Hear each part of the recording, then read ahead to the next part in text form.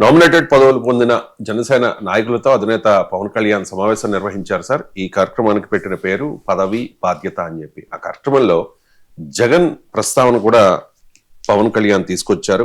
భయం వద్దు, జగన్ పాలన మళ్ళీ రాదు, నా గొంతులో ప్రాణం ఉండగా రాష్ట్ర సమగ్రతను దెబ్బతీయనివ్వను అని చెప్పి. ఆర్డర్ కనుక దెబ్బతింది అంటే మటుకు టూరిజం దెబ్బతినేస్తాయి రాష్ట్రంలో. ఒక మాజీ ముఖ్యమంత్రి ఒకళ్ళు వచ్చి మిమ్మల్ని చంపేస్తాం, లేదంటే మిమ్మల్ని కూర్చోబెట్టి ఒక్కొక్క పోలీస్ అఫీషియల్ని మేము మీకేంటో చూపిస్తాం, లేదంటే కాంట్రాక్టర్స్ని బెదిరిస్తాం అంటే that will send a very wrong signal. అలాంటి వ్యాఖ్యలకి నా సమాధానం ఒకటే, పర్మనెంట్గా ఇలాంటి మాటలు రాకుండా ఉండాలంటే నాకు ఏం చేయాలో చాలా బాగా తెలుసు నాకు. అని మీరు ఇంక బెదిరించడాలు మానేసేయాలి. వైసీపీ నాయకులకు మీరు బెదిరించడం మానేసేయండి. ఇంకా మీరు ప్రజాస్వామ్య వ్యవస్థలో ప్రజాస్వామ్య పార్లమెంటరీ భాషకి మీరు రండి. ఇంకా మీరు బెదిరించడం మానేయాలి. అలాగే ఎవరన్నా అధికారులు కానీ ప్రజల్లో కానీ ఎవరన్నా ఉంటే ఒకవేళ వాళ్ళు వచ్చేస్తారేమో అప్పుడు ఏంటి, అలాంటి పరిస్థితులు రావు.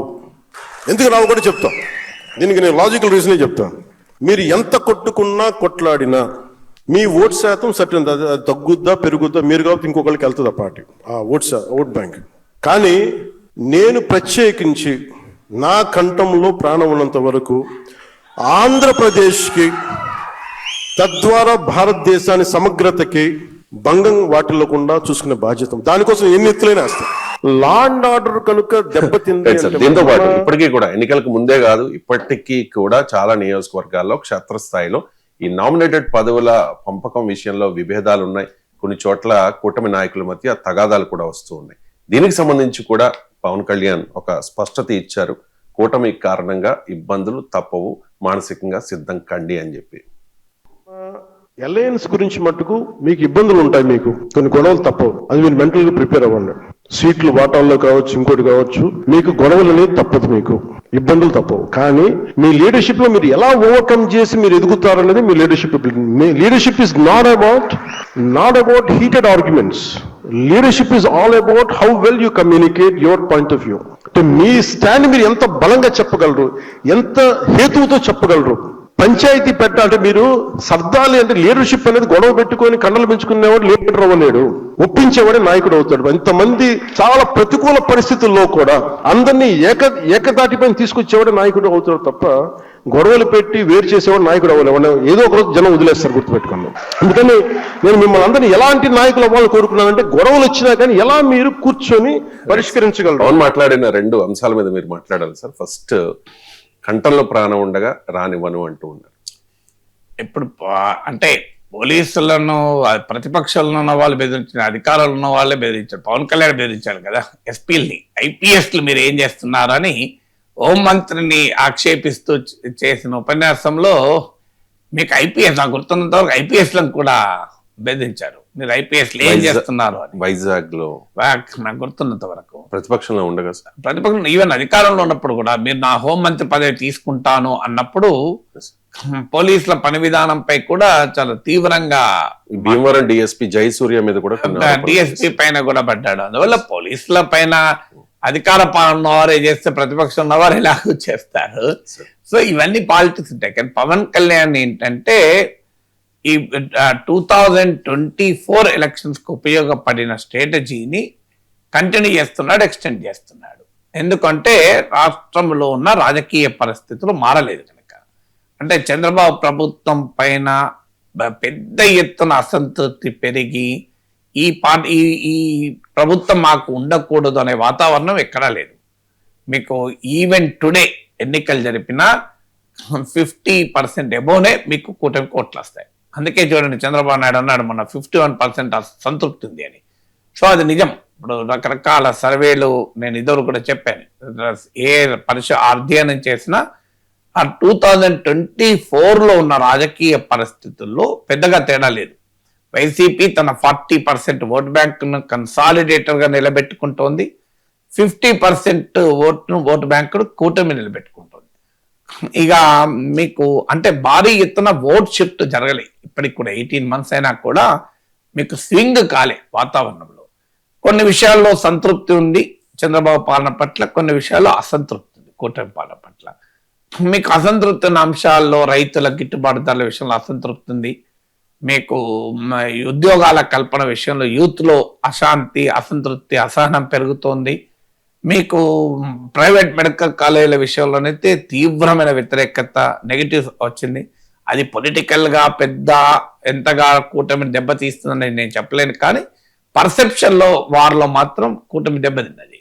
కానీ జగన్ అంటున్నట్లు సూపర్ 6 పైన అసంతృప్తి లేదు, రిలేటివ్లీ సంతృప్తి ఉంది. కొన్ని పథకాలు అమలు కాకపోయినా కూడా మీకు development, law and order, administration ఇలాంటి విషయాల్లో మీ కూటమి పట్ల సానుకూలత ఉంది. ఎమ్మెల్యేల పనితీరు పైన తీవ్ర వ్యతిరేకత ఉంది. అది చంద్రబాబే బహిరంగంగా అనేక సార్లు చెప్తున్నాడు. సో ఓవరాల్ గా చూసుకున్నప్పుడు పొలిటికల్ సిచ్యువేషన్ లో భారీ మార్పు రాలేదు. చంద్రబాబు నాయుడు నాయకత్వంలోని కూటమి ప్రభుత్వం పైన అసంతృప్తి ఉన్న అంశాలు జగన్మోహన్ రెడ్డికి ఉపయోగపడేటువంటి దశకి రాలే. ఎందుకు రాలేదంటే దానికి కూడా కారణం జగన్మోహన్ రెడ్డి స్వయంకృతాపరాధాలే. ఇప్పుడు కూటమి ఎమ్మెల్యేల పనితీరు పైన తీవ్ర వ్యతిరేకత ఉంది. కానీ ఎంత ధైర్యంతో కూటమి నేతలే దాన్ని బహిరంగ పెడుతున్నారు? కూటమి అనుకూల మీడియాలో ఎందుకు ప్రొజెక్ట్ అవుతోంది? దానికి రీజన్ ఏంటి అంటే తమకు అది నష్టం చేయదు అని. ఎందుకు అంటే వైసీపీ ఎమ్మెల్యేలు కూడా ఇలాగే వ్యవహరించారు. సో వైసీపీ హయాంలో కూడా ఎమ్మెల్యేలు భూముల పైన అందరు ఎమ్మెల్యేలని నేను అనడం లేదు, కూటమిలో అందరు ఎమ్మెల్యేలు కాదు, వైసీపీలో కూడా అందరు ఎమ్మెల్యేలు కాదు, కానీ భూములు, గనులు, ఈ మద్యము, ఇసుక ఇదంతా అప్పుడు కూడా నడిచింది. అందువల్ల టీడీపీ ఎమ్మెల్యేలు కూటమి ఎమ్మెల్యేలు చేసిన వ్యవహారాల పైన వ్యతిరేకత ఉంటే అదేమీ వైసీపీకి అనుకూలంగా ఉండదు అనేది వాళ్ళ నమ్మకం. సో అందువల్ల అలాగే మీకు అసంతృప్తి అనేది లా అండ్ ఆర్డర్ ఉంది. మా పైన పెద్ద ఎత్తున దాడులు జరుగుతున్నాయని వైసీపీ ఎంత చెప్పినా కూటమి వైసీపీ, టీడీపీ వర్సెస్ వైసీపీ ఇది పొలిటికల్ ఫైట్ గానే భావిస్తున్నారు తప్ప డిఫరెంట్ గా భావించడం లేదు. ఎందుకంటే సరిగ్గా జగన్మోహన్ రెడ్డి అదే పని చేశారు కదా. అధికారంలో ఉన్నప్పుడు సోషల్ మీడియాలో వ్యతిరేకంగా పోస్టులు పెట్టిన వాళ్ళని అరెస్టులు చేశారు. పంచాయతీ ఎన్నికలు అయితే నామినేషన్లు వేయనీయలేదు. వలయంలో కూడా ఇదే ఆధిపత్యం కొనసాగింది.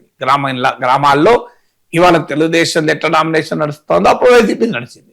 అందువల్ల ఇవన్నీ జగన్మోహన్ రెడ్డి నాయకత్వంలో వైసీపీ ఏదో అద్భుతమైన ప్రత్యామ్నాయం అని భావించడం లేదు. జగన్మోహన్ రెడ్డికి ఉన్న ప్రధానమైన అస్త్రం సంక్షేమ పథకాలు. ఈ సంక్షేమ పథకాల విషయంలో చంద్రబాబుతో పోలిస్తే ఇప్పటికీ జగన్ క్రెడిబిలిటీ ఎక్కువ, కానీ ఆచరణలో అమలవుతున్నాయి కదా. చంద్రబాబు నాయుడు నమ్మకంతోనో నిబద్ధత ఉందా లేదా అనవసరం, మాకు అమలు చేస్తున్నాడు కదా అనే సంతృప్తి ఉంది. అంటే ఏ స్ట్రాంగ్ పాయింట్ అయితే జగన్ ఉందో ఆ స్ట్రాంగ్ పాయింట్ లో చంద్రబాబు వీక్ కాలే.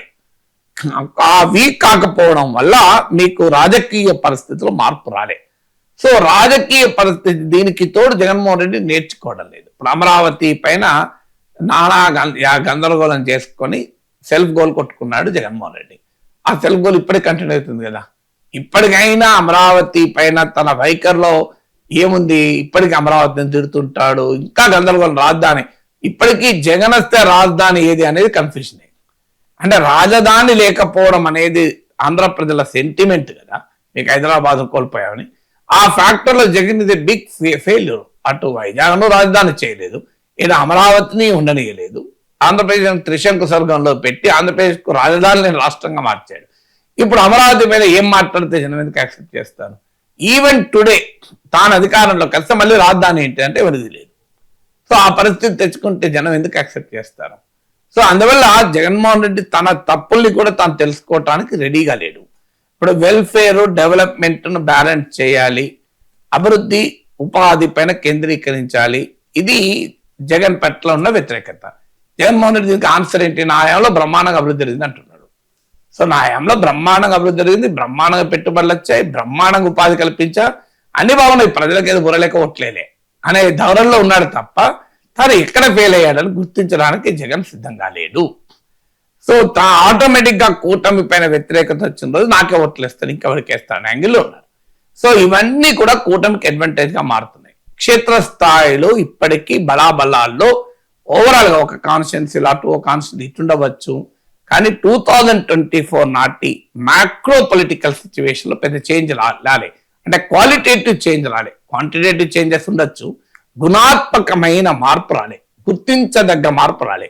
ఇది పవన్ కళ్యాణ్కు తెలుసు గనక స్టిల్ 2024లో జనసేనకు 21 సీట్లు ఇచ్చి 100% స్ట్రైక్ రేట్ కారణమైన ఈ కూటమి అనే ఫ్యాక్టర్ను అంత గట్టిగా ఒక్కి చెప్తున్నాడు. వట్టిగేది పవన్ కళ్యాణ్ ఏదో ఆలోచన లేకుండా మాట్లాడుతున్నాడు అనుకుంటే పొరపాటు. సో స్టిల్ ఆ ఫ్యాక్టర్ క్షేత్రస్థాయిలో ఇప్పటికీ కూడా టీడీపీ జనసేనల మధ్య రిలేషన్షిప్ క్షేత్రస్థాయి వరకు బలంగా ఉంది. కొన్ని ఇబ్బందులు ఉన్నా, కొన్ని సహజంగా ఒకే పార్టీలోనే నాయకుల మధ్య ఉంటుంది, రెండు పార్టీల మధ్య ఉండకుండా ఉంటుందా? క్షేత్రస్థాయిలో అనివార్యంగా ఉంటుంది. పదవుల పంపకం విషయంలో కావచ్చు, ఆధిపత్యం కొరకు కావచ్చు, అవన్నీ అనివార్యం. అది ఒకే పార్టీలోని 2-3 నాయకుల మధ్యనే ఉంటుంది. కానీ క్షేత్రస్థాయిలో టీడీపీ జనసేనల బంధం చాలా బలంగా ఉంది. టీడీపీ జనసేనల వల్ల ఏర్పడిన సామాజిక బంధం, అసహజమైన సామాజిక సమీకరణాన్ని చెప్పాను, ఎప్పుడు చెప్తుంటాను. అన్నేచురల్ సోషల్ కోalition కూడా బలంగా ఉంది. దీన్ని జగన్మోహన్ రెడ్డి బ్రేక్ చేయలేకపోతున్నాడు. అందువల్ల ఆ ఫ్యాక్టర్ తన పార్టీని నిలబెట్టి తనకు 21 సీట్లు ఇచ్చి తనను ఉప ముఖ్యమంత్రి చేసింది కనుక దాన్ని మళ్ళీ మళ్ళీ చెప్తున్నాడు. మరి ఆ ఫ్యాక్టర్ రావటానికి కారణం యాంటీ జగన్ ఇనిషియేటివ్, అంటే జగన్ వ్యతిరేక ఓటు చీలకూడదని. అందుకే ఆ పాయింట్ కూడా మళ్ళీ పవన్ కళ్యాణ్ చెప్తున్నాడు. వ్యూహాత్మకంగా చూడండి మీరు, ఈ బయటలో 2 ఉంటాయి. ఒకటి టీడీపీ జనసేన బంధాన్ని నొక్కి చెప్పడం, 2 జగన్మోహన్ రెడ్డి రాకుండా ఉండేందుకు తాను ఏమైనా చేస్తాను అనే ఫ్యాక్టర్. ఆ 2 ఫ్యాక్టర్లే 2024లో పవన్ కళ్యాణ్ ను ఈ స్థాయికి తెచ్చింది, కూటమిని అధికారంలోకి తెచ్చింది. ఆ 2 ఫ్యాక్టర్స్ ఇంకా క్షేత్రస్థాయిలో రిలవెంట్ గా ఉన్నాయి కనుక ఆ అంశాలను చెప్తున్నాడు. కానీ అధికారంలోకి వచ్చాక పవన్ కళ్యాణ్ ఇక్కడ నుంచి నెక్స్ట్ స్టేజ్కి వెళ్ళాలి అంటే తాను డీమార్కెట్ చేసుకోగలగాలి. కానీ అక్కడ ఫెయిల్ అవుతున్నాడు. అంటే ఈ స్టిల్ సీన్ అదే ఎక్స్టెన్షన్ ఆఫ్ టీడీపీ. జనసేన ఒక సెపరేట్ పార్టీ, నువ్వు అవునన్నా కాదన్నా ఆ పార్టీ అస్తిత్వం నిలబడాలి అంటే పార్టీకి ఇండిపెండెంట్ స్టాండ్ ఉండాలి. ఏ అంశం పైన కూడా is unable to create an impact. ఇది పవన్ కళ్యాణ్ వల్ల రాష్ట్రంలో జరిగింది, ఇది పవన్ కళ్యాణ్ వల్ల రాష్ట్రం. ఈ అంశం పైన జనసేన విధానం డిఫరెంట్, వైఖరి డిఫరెంట్. కూటమిలో ఉండొచ్చు, ఇప్పుడు మీ కూటమిలో ఉన్నా కూడా తమ వైఖరి డిఫరెంట్ అని చెప్పుకుంటారు. ఇప్పుడు బీజేపీ ఎన్డీఏలో ఉన్నా కూడా మీకు తమ వైఖరిని ఎక్కడా వదులుకోవడం లేదు కదా.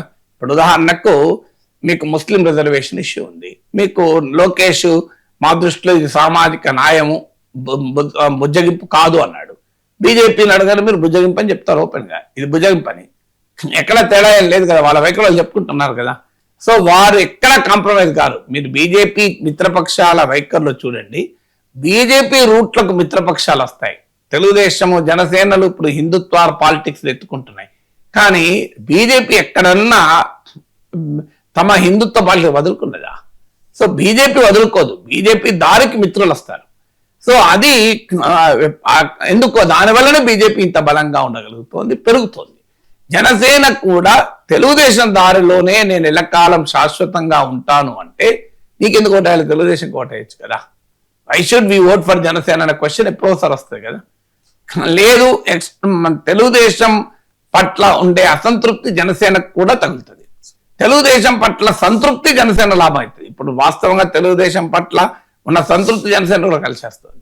కానీ జనసేన కంటూ సొంత ఏరియా ఆఫ్ ఆపరేషన్ లేదు, పవన్ కళ్యాణ్ కంటూ సొంత ఏరియా ఆఫ్ ఆపరేషన్ లేనప్పుడు ఏమవుతుందంటే కూటమిగా టీడీపీ ఒక పార్టీ, జనసేన ఒక పార్టీ అనే డైమెన్షన్ దాటి బలమైన పార్టీ బలహీనమైన పార్టీని కన్జ్యూమ్ చేస్తుంది. ఇప్పుడు చరిత్రలో మనం ఎక్కడైనా చూడండి, చాలా చోట్ల జరుగుతుంది. ఎందుకంటే బలమైన పార్టీతో బలహీనమైన మిత్రపక్షం, అంటే బలహీనమైన అంటే తక్కువ బలం ఉన్న, బలహీనమైన కాదు, తక్కువ బలమైన మిత్రపక్షం డిమార్కెట్ చేసుకోకపోతే మీకు ఏమవుతుంది అంటే దాని కన్జ్యూమ్ అయిపోతుంది. కాలక్రమేణా రాజకీయాల్లో జరిగేది అదే. ఆ పొరపాటు చేసిన వాళ్ళందరూ నష్టపోతారు. చరిత్రలో మీరు చూడండి ఎక్కడైనా. సో డిమార్కెట్ చేసుకోకపోతే the less smaller ally will be consumed by the bigger ally. ఇప్పుడు అదే జరిగింది మీకు మహారాష్ట్రలో, శివసేన బీజేపీ కన్జ్యూమ్ చేసింది కదా. సో ఎప్పుడు కూడా ఆ డిఫరెన్షియేషన్ చేసుకోకపోతే దెబ్బతింటారు. జనసేన అక్కడ మాత్రం దెబ్బతింటుంది. అప్పుడు ఏం జరుగుతుంది అంటే లాంగ్ టర్మ్ లో టీడీపీ విల్ కన్జ్యూమ్ జనసేన. మీరు చూస్తూ ఉండండి అనివార్యంగా. అని చెప్పి ఇప్పటికిప్పుడు టీడీపీతో గొడవ పెట్టుకోమని నేను చెప్పడం లేదు. గొడవ పెట్టుకుంటే మొదటికే మోసం, ఖచ్చితంగా మొదటికే మోసం. ఎందుకంటే ప్రజలు అది కోరుకోవడం లేదు. ప్రజలు టీడీపీ జనసేన కలిసి ఉండాలని కోరుకుంటున్నారు. జగన్ రావద్దు అంటే టీడీపీ జనసేనలు కలిసి ఉండాల్సిన చారిత్రక అవసరం ఉందని భావిస్తున్నారు. అందువల్ల anti Jagan sections TDP Janasena మధ్య బలమైన అలియన్స్ కోరుకుంటున్నారు.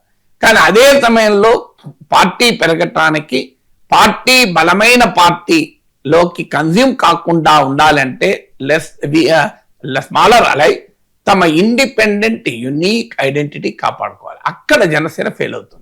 సో తెలుగుదేశం ఎక్స్టెన్షన్ లాగా కనబడుతోంది తప్ప సెపరేట్ గా ఇంకో ఈ అంశము జనసేన, ఈ అంశం పవన్ కళ్యాణ్ అని చెప్పుకునే పరిస్థితి కనిపించదండి.